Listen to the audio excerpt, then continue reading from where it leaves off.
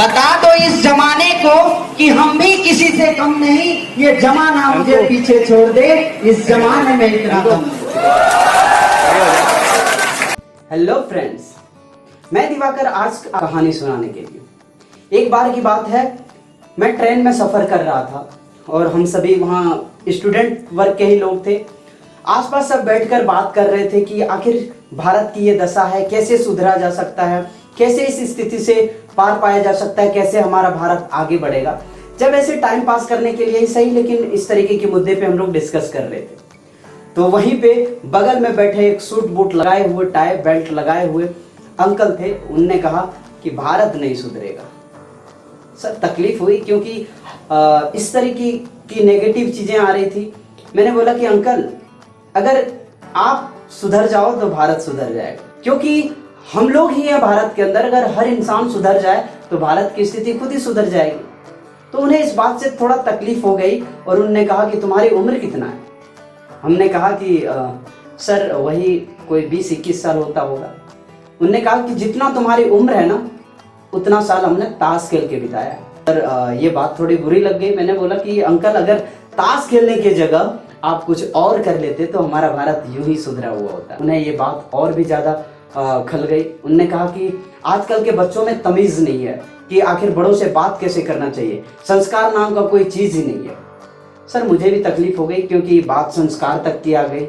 तो मैंने हाथ जोड़कर बड़े विनम्रता पूर्वक कहा कि अंकल, बात संस्कार की अगर करते हैं तो संस्कार का तो मैं पाठ पढ़ा सकता हूँ, क्योंकि मैंने संस्कार के ही उसी पाठ में से जो बात आपको कही उसी में से कहा। क्योंकि हमारे मम्मी पापा और हमारे गुरुजी ने एक बात कही थी मेरे से कि बेटा, सच को सच और गलत को गलत कहने में कभी। इस वजह से मैंने ये बात कही। उन्होंने कहा कि जितनी तुम्हारी उम्र है उससे ज्यादा मेरा तजर्बा है।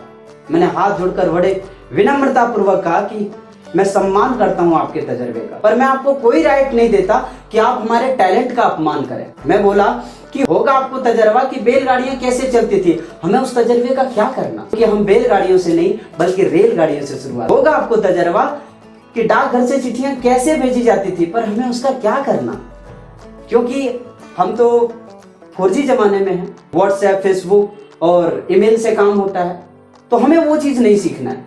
माफ कीजिएगा ये बोलने के लिए, लेकिन जिस उम्र में आज के बच्चे पूरे हिंदुस्तान में ही नहीं बल्कि पूरा वर्ल्ड में नाम कर जाता है, उस उम्र में आपको अच्छे से पैंट पहन। तो इस वजह से मैं आपसे कहना चाहता हूँ, ये तजर्बे का दोष दिखाकर अपने आने वाली पीढ़ियों को या अपने बच्चों को गलत राह पे ना भेज दें, या वो जो करना चाहता है उनसे उनको वंचित ना कर दें, रोक ना दें। क्योंकि सर हमें आपके तजर्बे को सीखने की जरूरत नहीं है। मैं सम्मान करता हूँ कि आपके पास तजर्बा है, लेकिन इसका मतलब ये नहीं कि आप जो टैलेंट है उसको कुचल दो, उसका कोई वैल्यू ही ना दो। क्योंकि आने वाली जो पीढ़ियां सर बहुत कुछ कर सकता है, और अगर आपको सर हमारे साथ चलना है तो आपको अपडेट होने की जरूरत है। अगर आप अपडेट नहीं होंगे तो नोकिया की तरह मार्केट से बाहर हो जाएंगे। तो उसके बाद फिर उनको मैं लास्ट में सॉरी बोला कि अंकल, बातें मैंने सही कही, और आपसे रिक्वेस्ट करता हूं कि आप अपने बच्चों के ऊपर ये चीज़ें ना दिखाएं, तजर्बे की चीज़ें, क्योंकि जो कल थी वो आने वाले कल में नहीं होने वाला है। और उन्हें अपडेट होने दें, आगे बढ़ने दें। वो अच्छा सोच सकता है, बेहतर कर सकता है, क्योंकि अभी का समय बहुत फास्ट है। आप किसी को नहीं जान सकते कि वो क्या कर सकता है। चलते हैं, मिलते हैं फिर इसी तरह की कहानियों को लेकर। अगर आपको ये अच्छा लगे तो please like, share and subscribe करें। हमसे जुड़े रहने के लिए हमें सोशल मीडिया पे फॉलो करें। धन्यवाद।